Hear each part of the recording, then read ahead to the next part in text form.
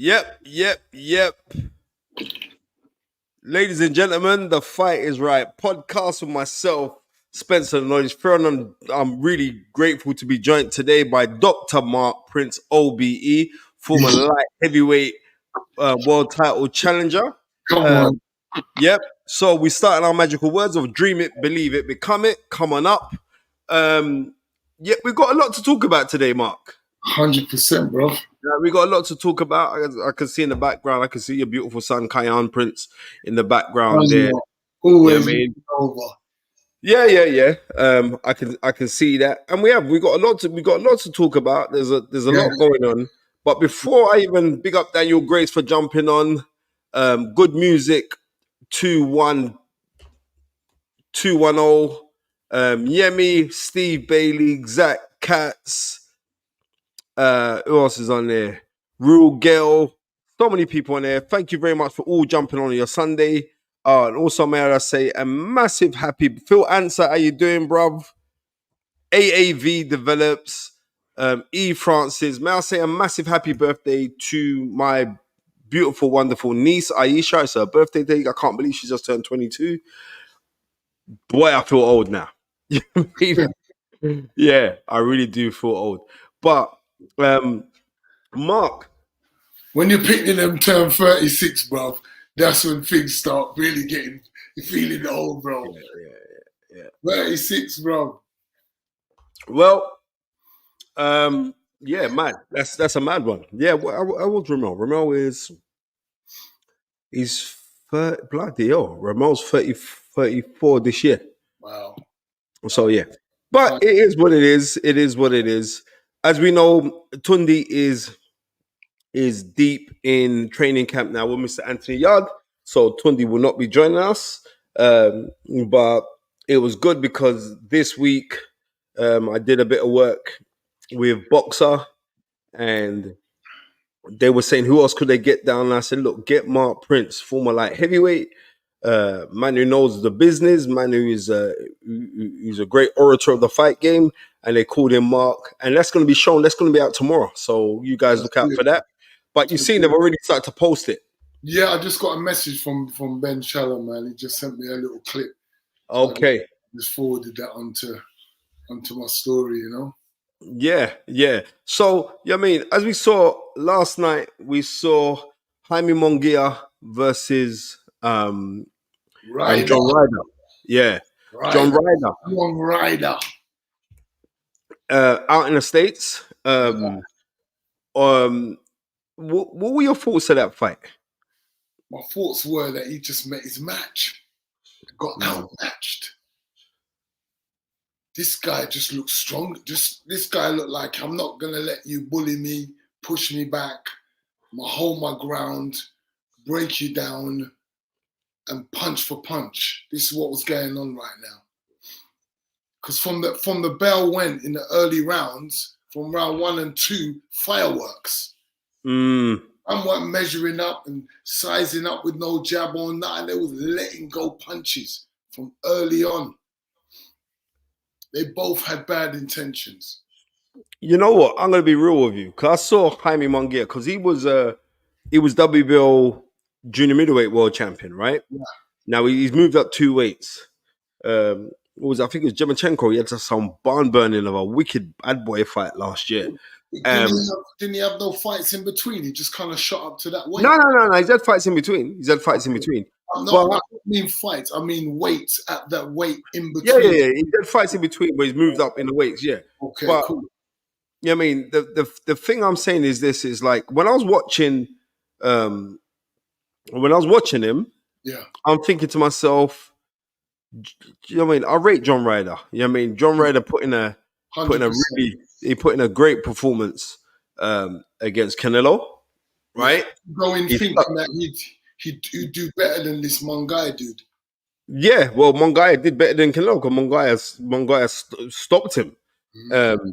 And like I'm saying, John Ryder, apparently now he's retired, and I think if it is, it's still going to be a great loss because I like John, but 100%. I'm so happy for him. You know what I mean? Because between this fight and also the Canelo fight, He's bought a beautiful house now. You know what I mean? And like, Yeah. if you think about it, he was very, very unlucky. What was that 4 years ago now? Very unlucky against Callum Smith when he fought for the WBC super middleweight world title. Yeah. He was very, very unfortunate not to get that decision. Always brings us great fights, right? Yeah, he comes to give it, Mark. Yeah. Really? You know what I mean? He comes to give it. So because now that he is no longer, like he's saying, like apparently he's called it a day, I'm absolutely gutted for him. But I'm saying I'm not that gutted because he could have. We've seen so many stories of guys who retire from the game and end up penniless and everything else like that. Right? Exactly. He's not one of them. He's left the game financially rewarded, brains intact, beautiful missus, beautiful children, and you know what I mean, and God bless him. But that was a proper fight, man. That was a proper fight. You know what I mean, so whatever John does from now on, I wish him all the best. Yeah, 100%. One guy's sharp, one guy's strong, and I think he could be a champion again. Yeah, another weight division. Well, straight away, Jaime Munguia is calling out for Canelo. Why not? No, Canelo. That's a Canelo type exciting fight, isn't it? Look at the styles. Canelo will bruck him up. I don't care, man. Yeah, Canelo will bruck him up because he's not there, but it's going to make for an exciting fight while it's going on, right? Yeah, 100%. But you know what?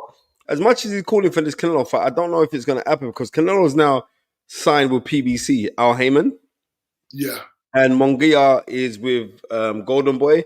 And even though they do crossover fights, but you know what Al Heyman's like? Al Heyman's like, we got the Golden Goose and we're going to keep everything in-house. You know what I mean? Because allegedly now Canelo's meant to fight the other Charlo brother, right? That's meant to be the next move for Canelo. But, you know what I mean? We wait with bated breath to see what's going to happen. I don't think anyone's that really excited about the Charlo brothers. One of them kind of just represented the other brother on some moist level. So, yeah. But Mark, the middleweight one, he's a problem still, you know. Trust me. Yeah. The middleweight one's a problem. He's a problem. Do you think he's going to show? Do you think he's going to show more heart than what the brother showed? You know what I can say is this: is like he will come to give it to Canelo because that's his style. He'll come to give it to Canelo. Yeah, I mean, not going to turn around and say that he could be victorious or anything else like that, but he will actually come out to fight to say that he wants to go and stick it on Canelo. That's what I do know. You watch his fights. That's he's unbeaten fighter as well. I think that's what the public want. That's what we want to see, especially from guys that are always giving it the large. Yeah. I mean, 100%. Well, we had that, and also, I don't know if you saw last night, Siobhan Clark, the cruiserweight. I don't know if you know. I don't know if you know Chev. I missed that one with Siobhan Clark. Chev Clark. You know what I mean? Chev Clark, he's a little rumbler. So Chev Clark got a good win against the Irish brother, the dual heritage Irish brother, who's a little rocker, former European champion, and Siobhan just cracked it up. You know what I mean? Properly cracked it up. And like I'm seeing on Siobhan Clark's style, it's like I know he's heavily influenced by Mike Tyson. Because he's like, he comes in short squat, he wings in, he was throwing in some hellacious hooks to the body. I'm gonna send you the fight for you to go watch it, Mark. Some vicious hooks downstairs to the body, coming up through the middle. It's nice in the progression of Siobhan Clark and how he's going on. He's a nice, humble brother as well. That was neat. That was neat from him. I'd like to see like where they're gonna position him now because like he's been since June of last year. He's been the mandatory challenger for the British title by the Board of Control, right? So there's talk of him and Isaac Chamberlain, but because they're on different promotional bridges, I don't know how easy that fight would be to make, but Cruiserweight's pretty juicy all around now. But it is juicy because you got Richard Riakporhe, and he's meant to be fighting Isaac Chamberlain, who's the British champ, British and Commonwealth champion, Isaac Chamberlain. Yeah. It's juicy. Craig Billam-Smith is the WBO world champion after beating Lawrence Okoli. Yeah, I wasn't that impressed by his the title fight he won against Okoli. You wasn't? No, I wasn't impressed by it because I know that you couldn't really get to see him fully because of the way and the mindset that Okoli had approaching that fight. It was an absolute stinker. But why do you think Okoli fights that way, Mark? With your experience, why do you think he fights like that? In boxing terminologies, we call them, we're pretty raw with it, and we call them scared fighters. Okay. That's not scared as in, oh, I'm really scared to fight, but they don't want to get into a dog fight because they're not really feeling that getting touched up and coming back. That's not their style. They want to hit you and hold or get away. And we know that sounds silly because that's what boxing is about, right? Hit and be hit. But in terms of your mindset, you have to have the mindset like, okay, I accept it. I know I'm in this game. I'm going to get hit. So I don't want my style to demonstrate that because that seems to be the predominant force that's driving his boxing style. And that's why we come up with this scared fighter. All right. So it's just this style of him. He don't want to engage. He wants to stop you from throwing punches. So instead of using the skill set to move, slip, and all of that, he'll hold, and it ruins the fight really for both parties. The guy fighting, he gets frustrated. The crowd gets frustrated. So it doesn't make for good fights, and it shows because Okoli, evidently is not selling out on halls and tickets and whatnot. So what do you think Lawrence Okoli could do to change his style to be more fan pleasing? Number one, he has to have the person around him that influences him the most, whether it be a trainer or somebody in his team, has to be able to understand how his mind thinks. And the guy that's working with him in terms of developing his style has to start working on his fundamentals again. Because if you look at Okoli's fundamentals, all of it, if he focused on getting his skill set right, he'd be using his attributes in a much more beneficial way, right? But he's not, and that's because of how he's thinking. So he's not even thinking about hold on a minute, I don't need to hold this guy. I could pop this guy off with keep him at the end of my jab, use my feet to move around nicely.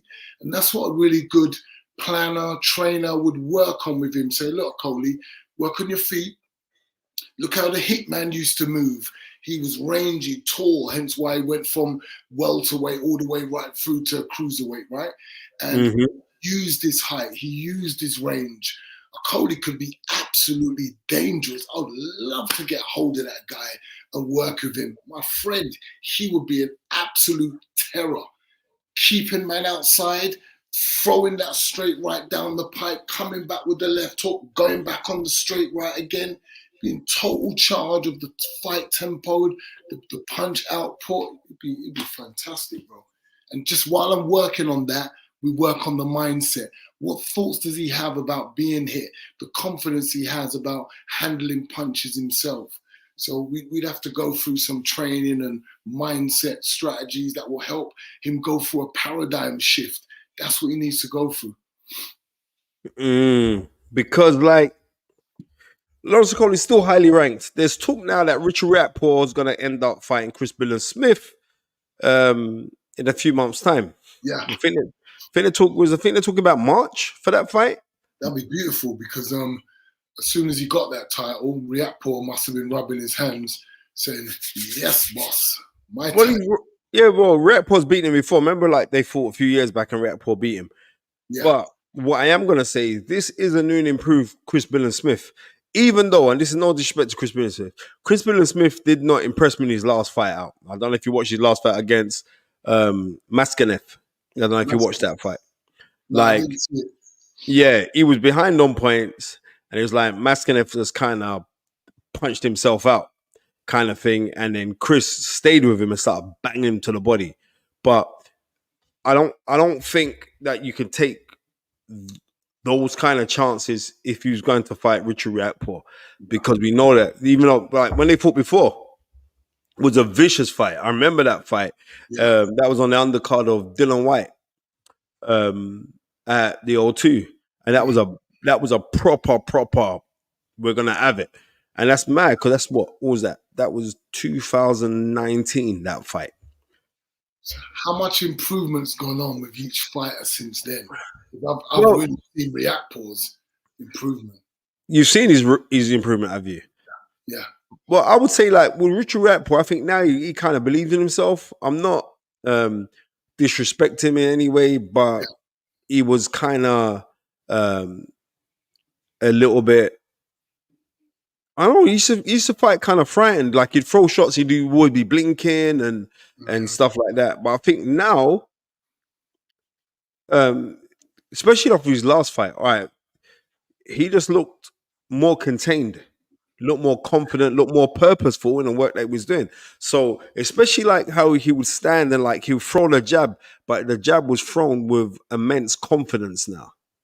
So, yeah, you know what I mean? He seems like he's got like a really good team that he's settled with and working hard. I don't know, maybe it just looks that way on social media, but that's how it kind of comes over to me. Well, you know what? You know, I tend not to fall into the social media traps where everybody's, you know what I mean? Because it goes, Mark, anybody can look good. Anybody can look good for 30 seconds on pads. 100%. You know what I mean? Anyone could have do their little pretty patty pads or whatever. Not anybody can look good for that duration of time. Yeah. So I tend not to, but it's kind of weird because, like, how the world is now, as much as we kind of dog social media now, fighters are more engrossed with social media capabilities and how many likes they get and things like that, right?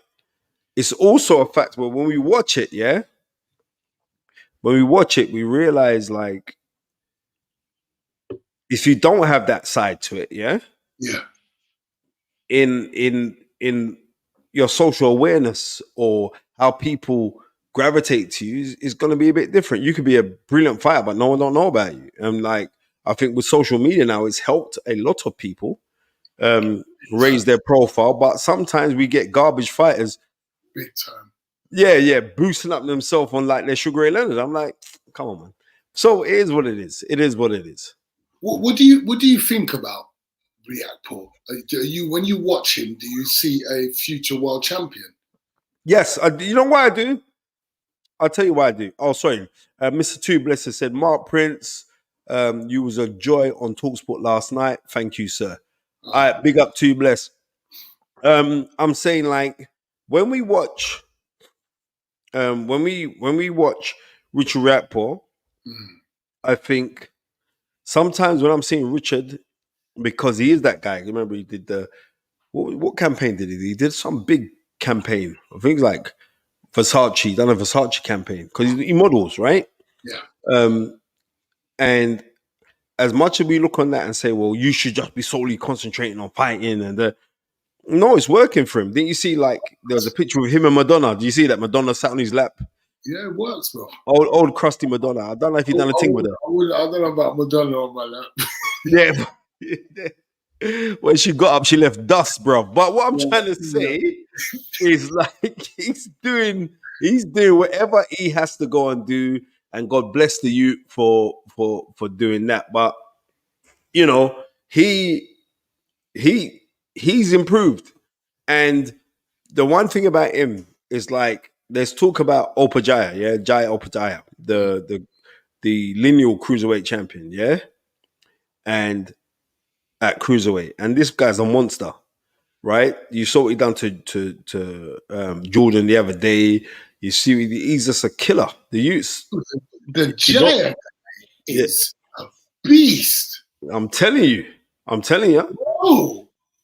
his mentality coupled with his boxing skills, oh my days. Yeah. Sparring there, Fury and the man them call him in to do some sparring.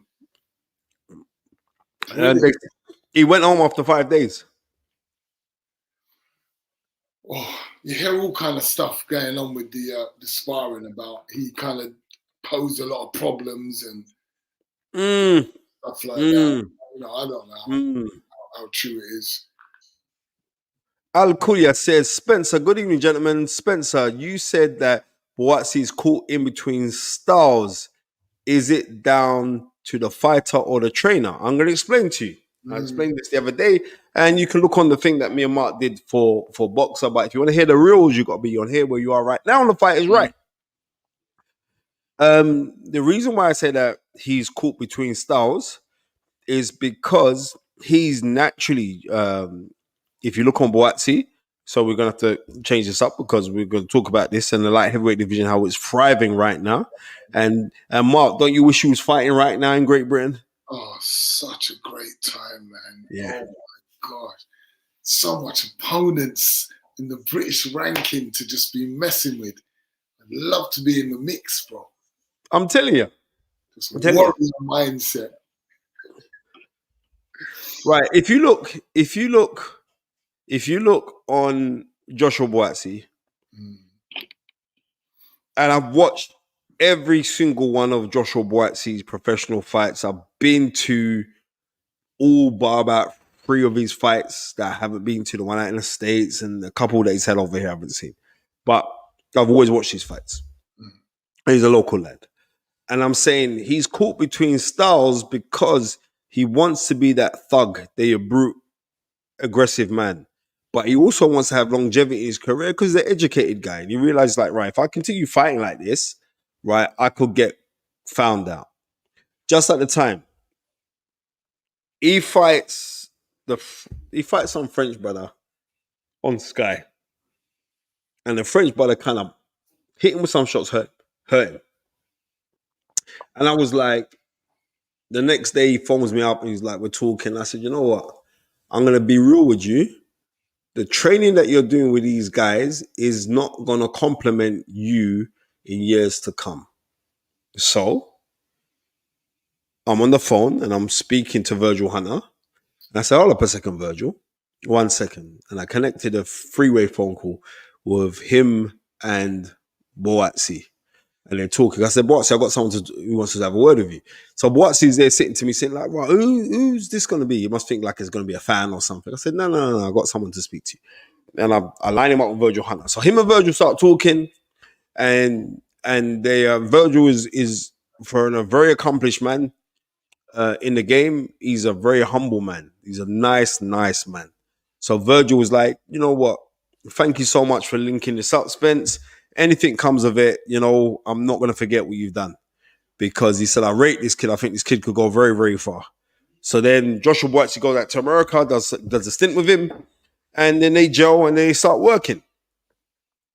Now, the reason why I'm saying he's caught between styles is because even before going with Virgil Hunter, there's times in fights where you see him doing a Roy Jones where he's tapping the boot and throwing off shots.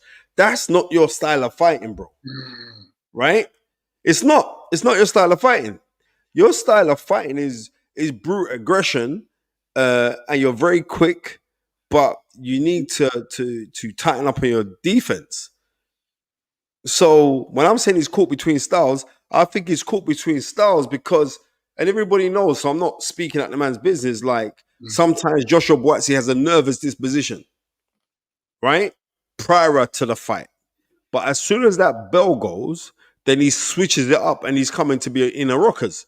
So I'm saying when it comes to him that he's caught between styles, maybe because he wants to show homage and respect to the past greats like Andre Ward, like Evander Holyfield, right? Or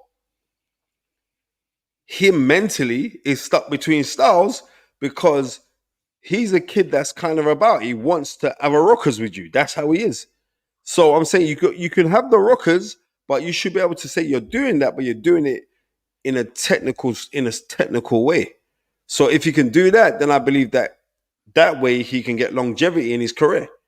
You know what I mean? Because the kid can fight. But I don't know, how do you see it, Mark?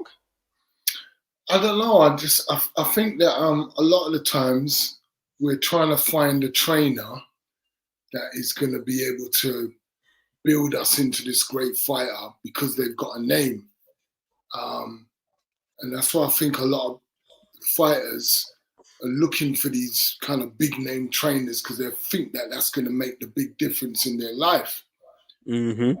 How much difference? I'm not getting on to no one because I respect Virgil Hunter, but it's just a question. How much difference has Virgil Hunter made since he's come into Boatsi's training camp in his life? And what is the difference between them guys now and how he was performing before? I'm going to be real with you, Mark, right? If we were to look at what difference Virgil has made with Joshua Buatsi by fights, by what I'm not going by how he's performing in the gym, I'm going by fights here. Please. I'm saying he hasn't made much difference, right? Yeah, I just wanted to hear what you thought because no, I'm saying that he hasn't made much difference, but maybe that's also got a lot to do with he's been upped in the antes in who he's fighting now because people don't give Craig Richards the applause that Craig Richards is a good fighter, really good fighter. Right, I'm sure that the people listening in on your platform feel that way about Craig as well. Right. Yeah, I mean, Craig is a good fighter. So, but Craig gave him a run, and Craig hurt him as well in that fight. Yes. Right? Yeah. He hurt him. I was at ringside for that, and at one point I was like, "Oh my gosh!" All right then. He's gonna go. All right then. I was fortunate to you know, I mean, I watched that at home, and when I was watching that, I'm saying to myself as I'm watching it, like, is it the fact like you ain't been given a chance to get the improvement fights because you're fighting a Craig Richards now? You're not fighting. You know what I mean? Thank you very much, Al. Craig Richards is world class, without a doubt. Nobody can ever turn around and say that he's not world class because he's world class because he gave Bivol a very good fight. The same Bivol that say about Buatsi then. If Buatsi's gone, hung out with him, got hurt by him, came through it, and got the edge. Yeah. So then now we got to look at it and say then what else is for him to do? I think the advancements of him going to Virgil Hunter, we're not going to see it now. We're going to see it. We're going to see it in a few years' time. But what I'm saying is we should also look at the fact that Boatsi hasn't been that active. That's correct. He's been very inactive, and that's not a good thing for a fighter. You know that, Mark, yourself. Yeah, 100%. And I was going to say before you went over to inactivity, do we know if Virgil has a specific plan, just like a manager comes into a football team and he has to have a vision and a plan for that team? And do we know if Virgil's got that for Boatsi? Because some of these big name fighters, they're moving around with different fighters, and I find it difficult to see how you can really put all your eggs into me and build a vision with me and move me forward at the rate that I need to be moved forward and invest that time in me that I need. I think that all kind of throws things in the balance as well and can influence my progression as a fighter. I really reveled in sticking to my trainer. I had a close relationship. He was like a father figure to me. He taught me everything, changed my style completely. If you watch me when I was an amateur, I didn't really have a guard. I would be looking to put man to sleep. I would be able to box going backwards, forwards, whatever. I was just freestyling, right? With Carly now, he was looking at a long-term vision with me as a world-class fighter and showed me that you can't get away with that all the way through the levels and stages. when you're hanging out with world levels, you're not going to be able to. So you're going to have to change that from now. So he had a vision and a plan for me. Basically, that's what I'm saying. And yeah, but if we remember, like back then, yeah, what year did you turn pro? I turned pro 92. 93. 92 was my amateur season. Yeah, 92. Yeah, 92. You just start smashing up everyone in the ABAs. Yeah. Yeah, and I just came in just to see if I had illusions of grandeur. That's what I came in for. Nothing else. I just said, am I talking shit or not? And the only way I'm going to know is not if I go in with the novices. I've never been in the fight game. I said, what's the biggest competition you got here? And someone said the ABAs. But they said, that's not for you because you got to fight all the best fighters in the country. I said, well, that's my whole idea. That's the only way I'm going to know whether I'm just chatting shit or not. Or I'm just, So I just went straight in after 3 fights. I had 3-4 fights and then said, I'll get me into the ABAs. And that was the limit. Like you had to have at least 4 fights to enter the ABAs. So I just went straight in and then boom, boom, man started dropping asleep when I was hitting them. But mind you, I got knocked down in my first fight. Well, I remember when you knocked out Chris Oko. And Chris Oko was like our club captain at the Lynn. And John Sims, our old trainer, said, yeah, this boy Mark Prince is a killer. I say like then you went on, you dealt with Monty Wright from the Repton. Monty Wright was a bad boy, he was a golden boy. And you broke up Monty Wright as well. I said, nah, this guy Mark Prince is serious. Yeah. I remember Mark Prince used to wear dark glasses when he walked around in the York Hall. I said, look at this brother. Listen, do you know what it was? I was straight road. I came into this like, do you know what? I banged man out on road. So I reckon I could do that in boxing. And man was laughing like, bro, that's road. This is boxing. You can't do that. But they didn't realize that from when I was a kid, my dad was a boxer, professional boxer from Guyana, and made me go running with him and train with him from when I was 8. So I was getting some hardcore treatment, boxing my older brother and all that. So boxing for me and fighting was second nature. Like going to school, having a fight, coming home was a part of me. Like talking about lunchtime, you got to have lunch now. I reveled in fighting. So me pitting myself against another man was what I did. That's how I grew up. Whether it was with a skinhead boys or man calling me nigger on road or whatever it was, I was all up for it. So I grew up. When I went in the ring, I carried that mindset in the ring, and that's where probably people felt that powerful energy where I'm going to do some damage, and they just felt like, right, this guy's a little bad man. But really, I weren't me. I was a nice guy. Well, it was back then, boy. Them was the days. But like I'm saying, right now in the lightweight division in the UK is bubbling with some great fights. Like this Dan Azeez Boatsi fight, because like not a lot of people are giving Dan Azeez the props that he should be getting. This guy has done every single conceivable thing asked of him to do. He's done it. I'm so proud of him. He's done it. He's come up old school. Proper. How many fighters now are coming up old school? You have to respect that to the point where I'm willing him. Like I want him. I don't want nothing to mess this up. I want him to go all the way. British, European, next Commonwealth.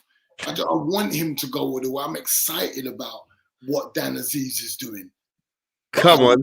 I love Buatsi's style. I love what Boatsi's doing. Do you know what I'm saying?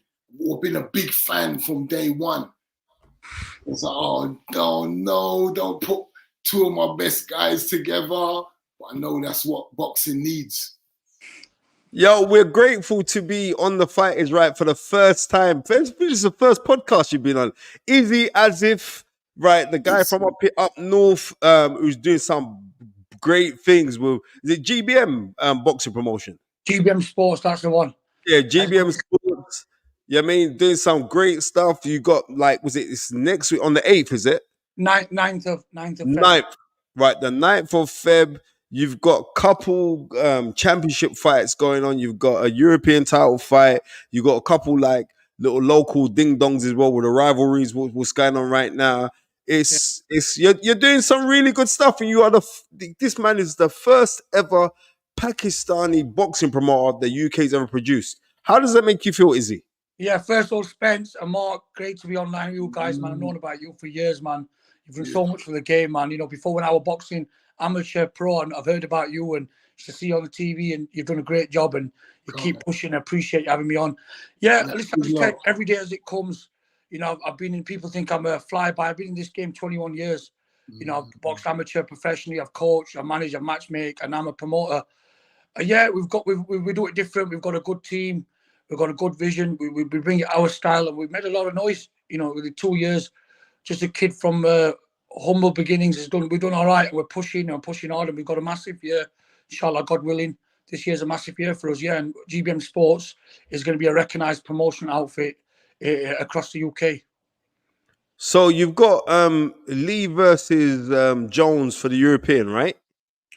No, for the European, we've got Thomas Asomba versus Eli Conky. Thomas Asomba was in the 2012 Olympics. He was Africa brother, had a bit of an issue with the migration thing, and he's got a deep story. Eli Conky is a French boxer who's also a 2016 Olympian. So that's wow. It's a mandatory challenge. So it's a serious live fight. They're both hungry. There's a lot of rivalry in the camp. You know, they didn't want to turn up for press conferences. You know, it means business. The French guys are coming here to take the belt. Thomas Somers in front of his home crowd in Sheffield. You know, he's managed by Sonny Edwards. He's got a big camp behind him in Sheffield. Yeah, it's going to be a real fight, real 50-50 tear up. I think it's going to be all out, guns blazing, middle of the ring, let it go, entertain the crowd out there. Right. So, because I've seen a couple of your stuff, like which comes up on like on social media platforms when your boys are like at the weigh-ins and that, it proper kicks off and like it's proper rowdy. I'm enjoying it, you know. I'm enjoying it. Spence, we're in the entertainment business, man. People are paying money out there to watch your tickets. They need to be entertained, and that's what we do. You know, we try. I feel like we're a different kind of outlook to boxing promotion, new style kind of boxing promotion. You know, promoters have had a lot of stigma over the years for maybe not being 100% or whatever, not holding to the word. But, you know, God willing, I'm going to change that. To me, I'm going to be true to the fighters, true to what I say. And, you know, we can't go wrong because all you got to be is true to the fighters. And fighters risk their life going through that ropes. As long as we keep remembering that, be true to them, only promise what you can deliver. And if you say something, you're going to stick by it. And then there's not much we can go wrong with. And we'll just keep working. I've got a really good team. You know, people don't really know as much as they should do. But this year, people will hear about us. They really will. They'll know what GBM Sports is about. We've got, Spence, some of the people I've recruited from who've been in the game for a long, long time, probably best in the country at what they do. And they're now part of our team. And, yeah, we're going to cause a real noise this year. And just Inshallah. Yeah, Fight Fan Live, thank you very much for the £2 donation. Yeah, listen, I'm saying like, you've got those fights there on your show, right? Yeah. And it's being shown live on TalkSport, right? That's right, yeah. How did that deal come together, Izzy? Crazy, you know, Spence, because, you know, TalkSport's one of the biggest sporting platforms in the world. Like, as a sporting platform, I don't mean a TV platform, when you put all your radio numbers together and everything. And they kind of took to us. It wasn't like we went searching for somebody that they like what we're doing. They've seen what we're doing, seen the drive. And I don't believe there's many promotion outfits at our stage anywhere in the country like us. We bring it different. You know, you won't be into one of our shows yet, Spence, but you'll be hooked. So I don't want to invite you because you'll never want to not come back to any other show. You know, we do it different. Honestly, we put a show on. We know boxing. We understand what the fight was. And TalkSport kind of approached us and said, look, we really like to be part of you. We feel like you're the future of British boxing promotional. And they offered an unbelievable deal, real good commercial deal for us, gives a platform to showcase our shows, not only showcase the boxing, also push me as a promoter, push us as a brand.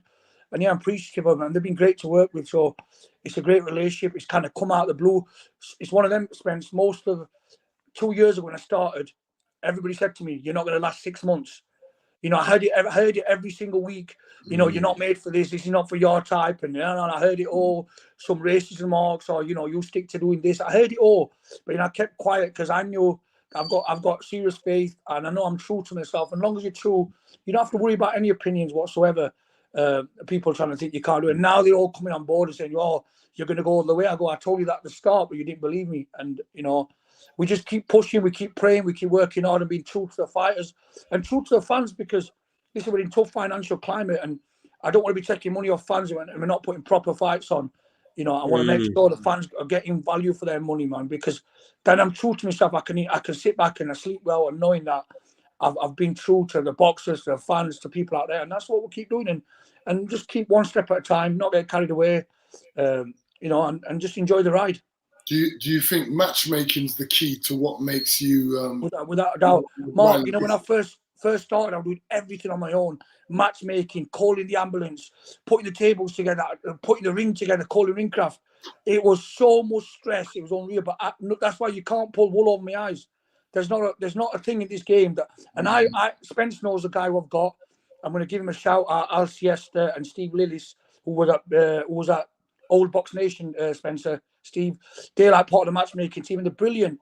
The pressure's off me, Mark. If they can't deliver a match, I don't need to worry. And I always say to the guys, we get the best people. What will be. This game's full of ups and downs. As a promoter, there's pressure. It's only since I started promoting, I see, like, if I lose money on the show, nobody's going to come and say, Izzy, here's 10 grand you've lost on the show. You don't see the pressure. For fighters phoning me night before, we can't fight. And they're talking a load of rubbish, but you've just got to bite the bullet. But you know what? I've signed up for this. I understand the beast. I understand the kind of mindset, and I don't worry about issues, because listen, it's life. As long as we've got life and health, we'll keep pushing and keep going.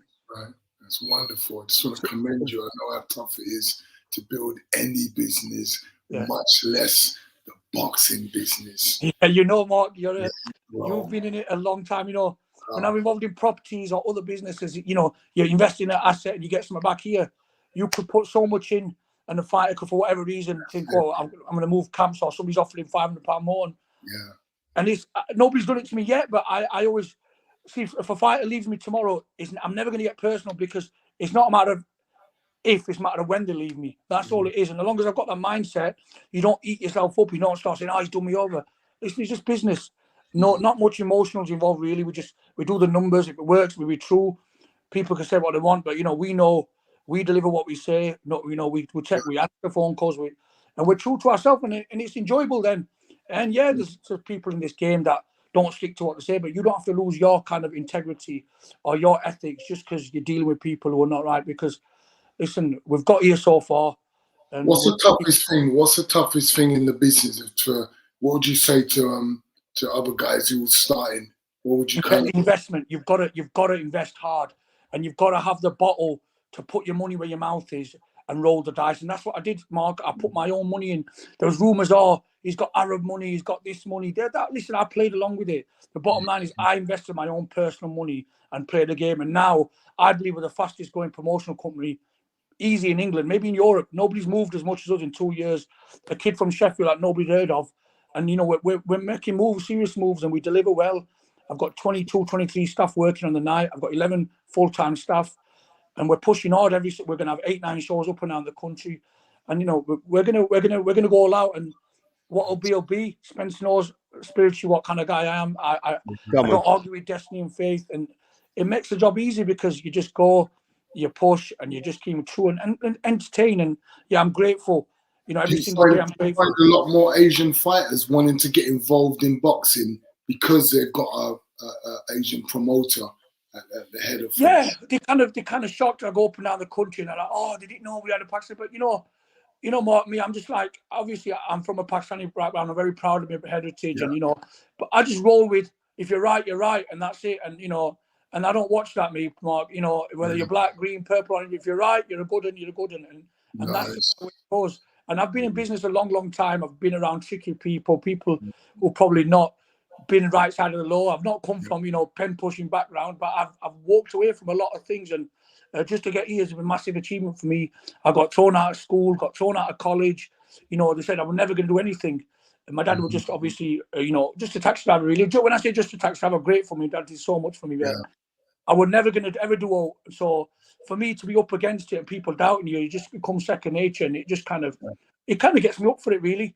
I enjoy people saying I'm not going to do anything, and enjoy people doubting us, because it kind of puts that oomph in you and it gets that bit between your teeth. And think, we'll show you the levels, and just to make friends enjoy it. And if we make a few quid, you're going to make more than a few quid, because you're. Well, Izzy, I've seen you about on loads of things, and like our major subject for this is like the light heavyweight division right now, and the major fight that's coming up next week. No doubt you'll be down there. Is the Joshua Boatsi Dan Azeez fight, or Dan Azeez Joshua Boatsi fight? Because actually fighting for Dan Azeez British title, even though Joshua Boatsi held that a few years back.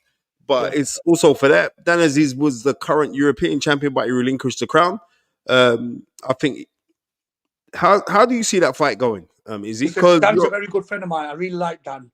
I think he's done unbelievable where he's come, and he's always produced, always been written off, and he'll come against it, and he's a tough guy. But Buatsi's a slickster who can also have a go as well. And I know they're good friends, and this is a close one to call. I'm not playing political and sitting on fence here. It's a close one to call. Really is. Who's going to turn up? Is Dan Azeez going to really be able to put the pressure on and put it on which I think he's got to do. Obviously, Dan Azeez's style is not sit back, and he's got to really put him on his back foot.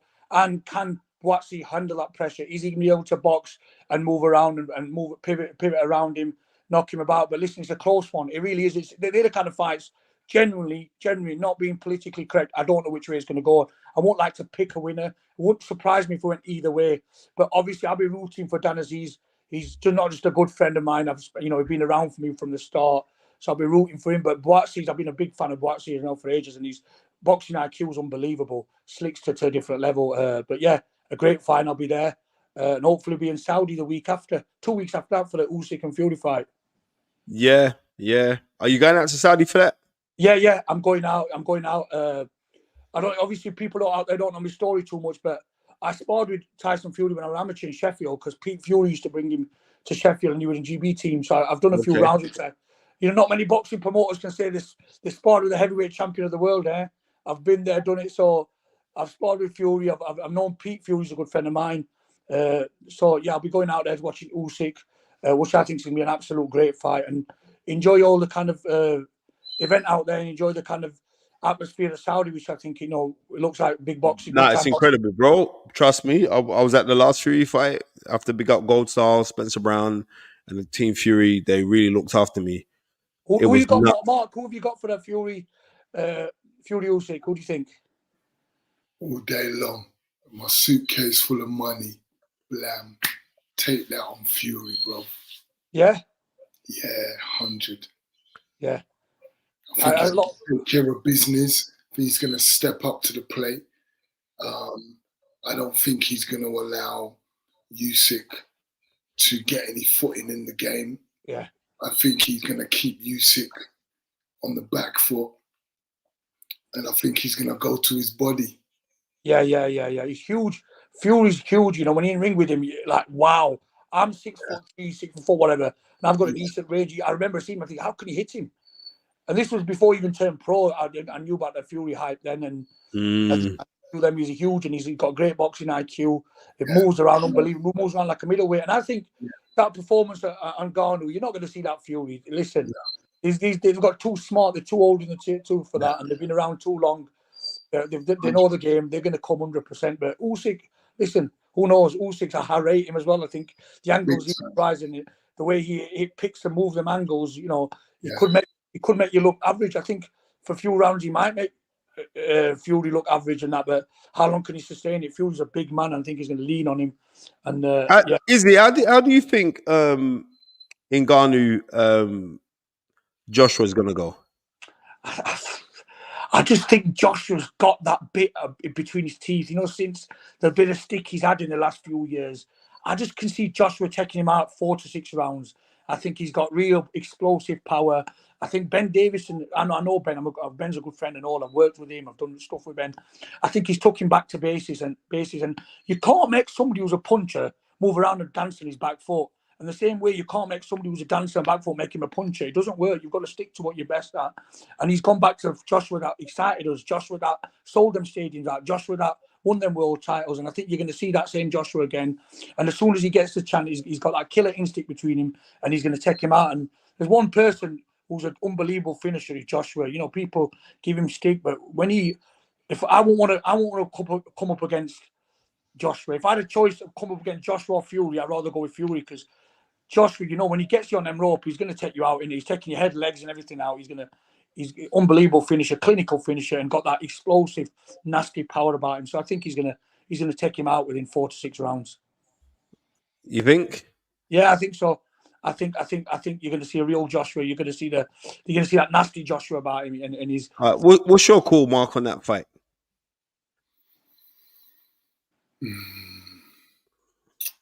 Ngannou's such a lovely warrior. He's so sure of himself. He knows what he's doing. He knows what he's got. And then you've got AJ, who's just building back his confidence, but not quite there yet, despite what everyone says, because these guys he fought, he would have wiped them out. They came up on journeyman levels, he would have smoked them. It would have been different fights, but that's only because his mind was different then. Yeah. So he's still not quite pulling the trigger. He's still not quite pulling the trigger properly. He can't go in the ring with Ngannou with none of that. He needs to be focusing more on what's going on with these cogs in his head. Yeah. His boxing ability. Ben ain't coming in to teach him nothing. Ben ain't coming in to show him nothing. AJ's got what it takes. He's fit, he's strong, he throws good combination punching.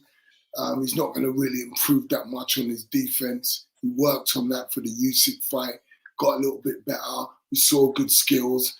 We didn't match up enough to be able to beat Usyk. He's to fight Ngannou now. It's all this. That's all he needs. Forget about the old AJ. Just focus on what you need to be thinking, the mind space you need to be in to go in and fight this guy. Yeah. Because you're fighting somebody who ain't playing with you, who don't have confidence issues, and knows he's got power and can knock out anyone, and he's gassed because he dropped the heavyweight champion, a lineal champion, one that everyone believes is really the unified champion. It's only a matter of time before that happens. Interesting. You know what fight that's gone underneath the radar that we've kind of forgotten to speak about is, like, on the same show as Dan Azeez, Joshua Boatsi, is Adam Azim fighting Enoch Paulson, right? In defense of his European title. Now, this Paulson brother is unbeaten in 14 fights. Adam Azim is unbeaten in 10 fights. What's your call on that fight? You talk to me. I'm a big fan of Adam Azim.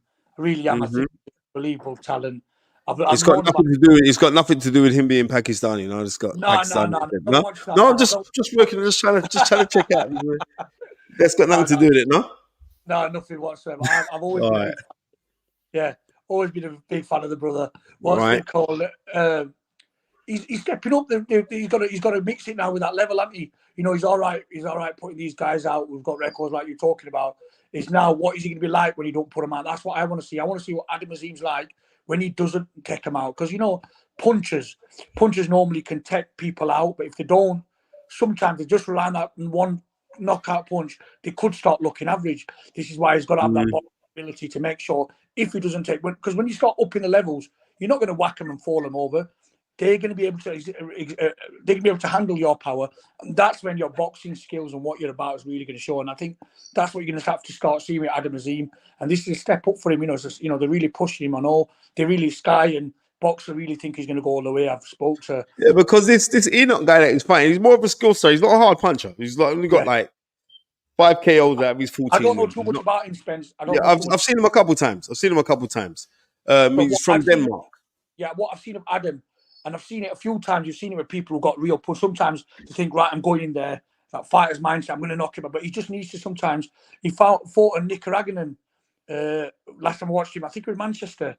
And that would like he took him to points. I think, or the only one he took to points, he didn't knock him out. And that for me, that would have. I said to him, "You were a bit disappointed." I said, "That's the kind of fights you learn from as a fighter. You need them fights. It's all good knocking them over, yeah, but what you do when you're in a tough fight, when you don't knock them over, and you've got to show something different. You've got to show back box on your back foot. You've got to show a bit of courage and stand there in the pockets now and again. And there's different dimensions to a fighter, isn't there? There's different things, but yeah, he's a great talent. And yeah, well, I would say with the thing when it comes when you're dealing with Adam Azim, I think he's still a young kid, like right. He's still young, and what will happen is when you're banging out guys early on, you just feel you're young. It goes to your head. I don't care who you are. Yeah, I understand. Right, that. you're banging out guys. You're thinking, so, oh boy, all I got to do is this. And then when those things don't happen, just like when you fought that the guy that went to points with, right? He's got to work more in his game, so he's going to find out like more of the versatility of what fighting is. But if he learns to relax, which I believe that he's doing now, and he learns to administer the jab in the way that he's doing, and he sets them up with the right hand. I'm going to be real. I've seen this Paulson guy fight couple times. I believe like Adam should be able to knock this guy out simply because he's not a hard puncher, right? But Adam doesn't have to go looking for the knockout. I think if he boxes with an educational jab and applied pressure, I reckon he can knock this guy out. Or I can also see him dropping with a right uppercut because this guy, he's kind of open out. He stands his posting stance and he's got a wide stance as well. His legs are quite wide. I could see Adam dropping him with a right uppercut. Remember, I told you this. Just remember. So normally I find guys. Normally I find guys.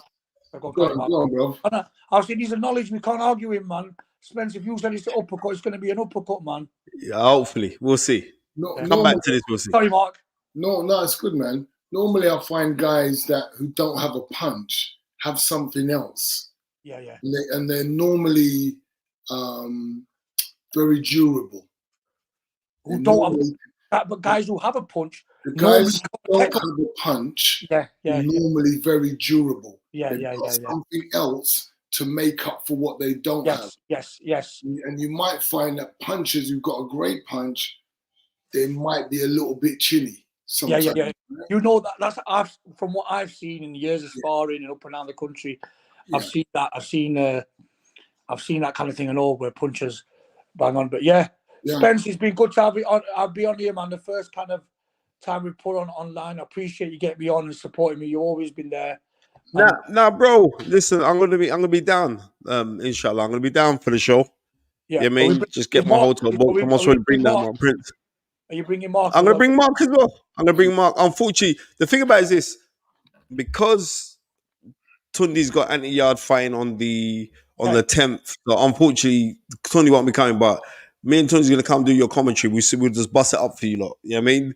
Trust me on that. You have never heard nobody on planet Earth be as so descriptive when it's come to like we do watch-alongs than Tunde Ajayi. Tunde's not here right now, but trust me, you'll see. But we're gonna like for me and Tunde to come down. I'm gonna try and come down for this one. You know what I mean? I'm gonna try my best to try and come down to this one because I know my brother Ahmed Yaqub's also sponsoring you guys, right? Of course, yeah, he's a big part of that.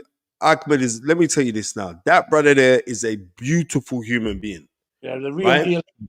No, he's you know what? He's genuine. He's genuine. I got so much love for that bro. He's a good guy, man. I went to Joshua Usyk fight with Ahmed. Me and him went together, and I did Umrah together. Went to Medina together. So you know. Okay, Alhamdulillah.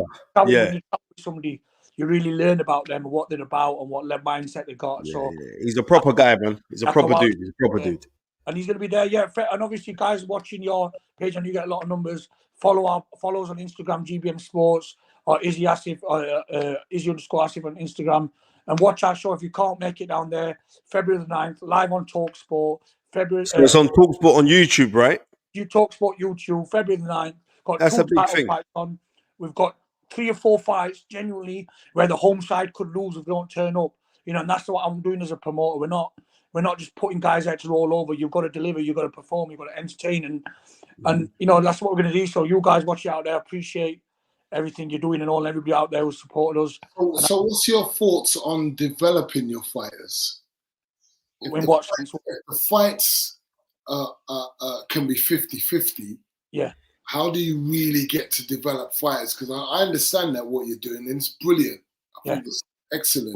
We want to move them at the right stage. How do you really develop them at the rate that you want them to be at if all their fights can be 50-50, bro? No, but you don't listen. You only get 50-50 at the stage when they're ready for it. And it's all about matching the right stage, the right fight at the right time. But sometimes you've got to roll the dice a bit. So we might have somebody who's 10-0, but he's not really highly ranked. But we might fight somebody in the top 15 at EBU that we know will give him automatic top ranking. So it's about doing the right fights. I put a show on Reece Small versus Hamid Kaz. Reece Small beating for that WBA Intercontinental title, Europe. He gave him a top 13 ranking in the world.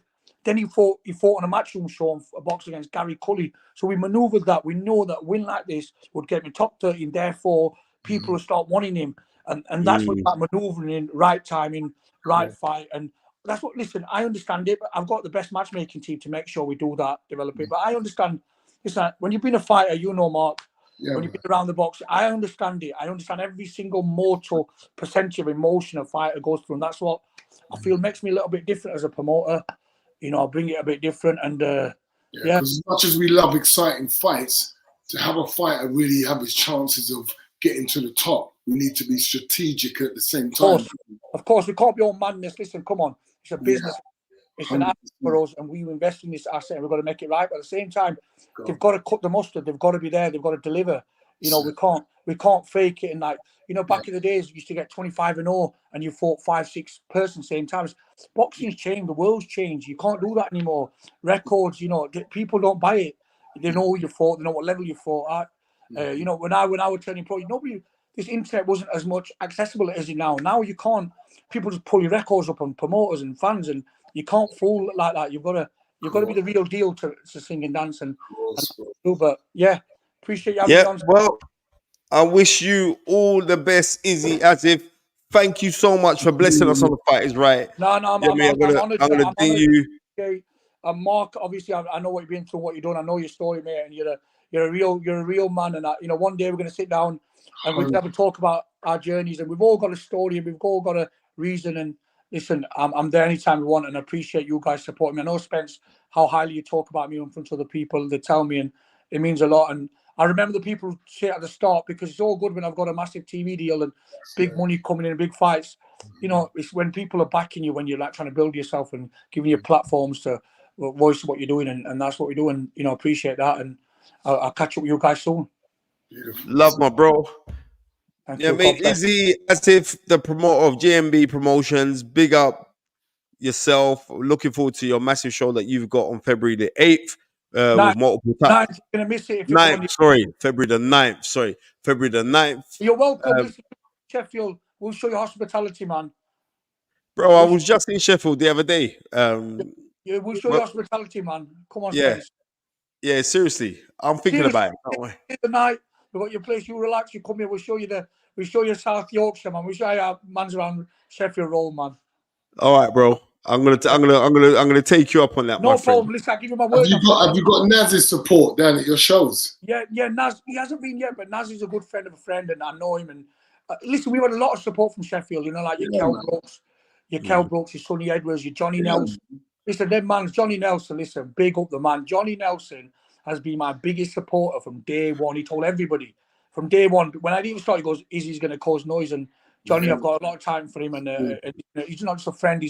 He's close to family. Johnny, I've got a lot of time for Johnny, and he's a good man. He's a good man. Edwards and all these guys, Dalton Smith. They've been good. The fight family's been absolutely brilliant. Obviously, got a couple other promoters who are not that happy that we've caused havoc. But listen, that's how it love goes, them as well. We love them as well. It's not an issue. Exactly. We can go for a coffee with them, no problem. Whatever they want. 100. Yeah. Yes, King. Okay. God bless. I'll pray for you guys, and hope you all keep. I'll see you at your show, bro. Yeah, man. Thank you very much for blessing us, Izzy. Yes. Anyway, we're going to be wrapping up the show right now. Thank you so much, Dr. Mark Prince, for joining us on the show.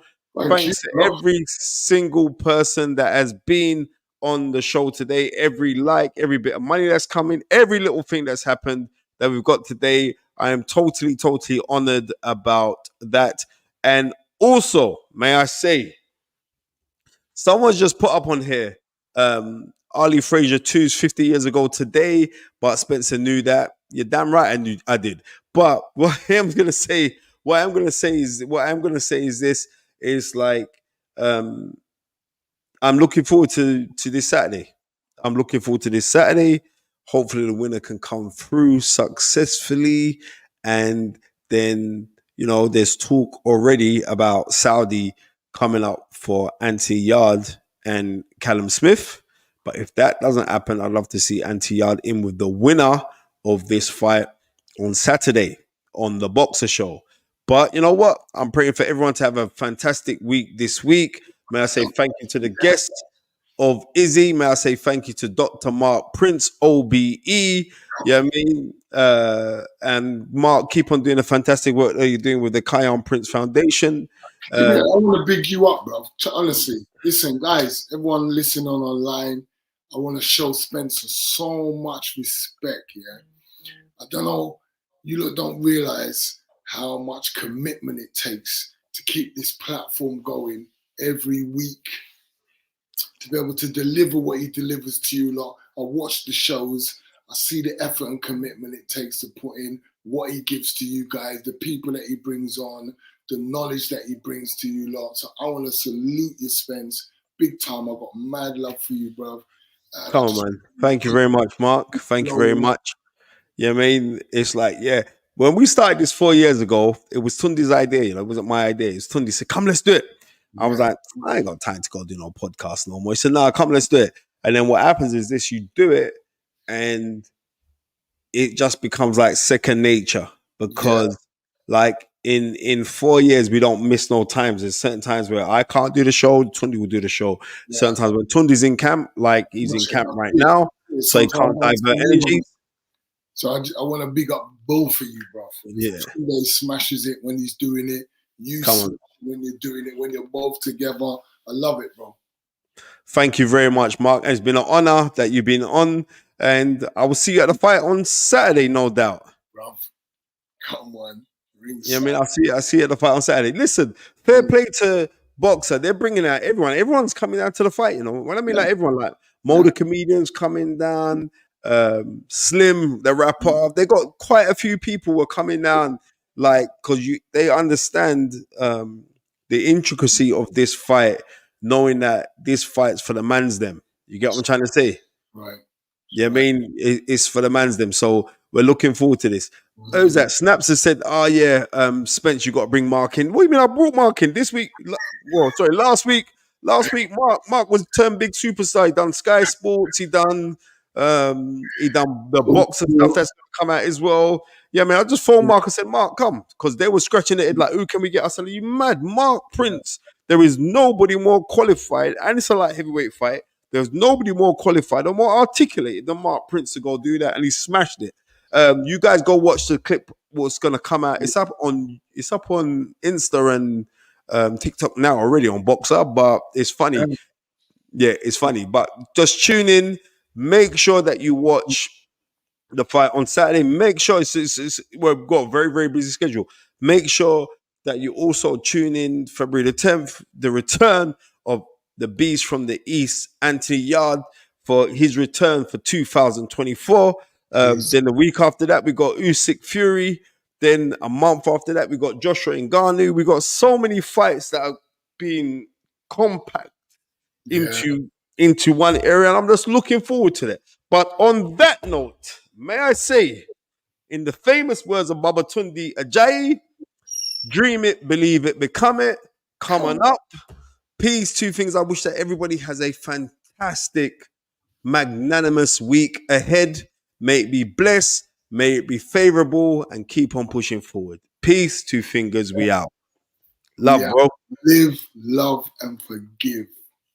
Come on, I like that one. I'm off with that. Love and forgive. Wicked. Thank you very much, Mark. Yeah, man. 100%. And yes, Manny, we are meant to be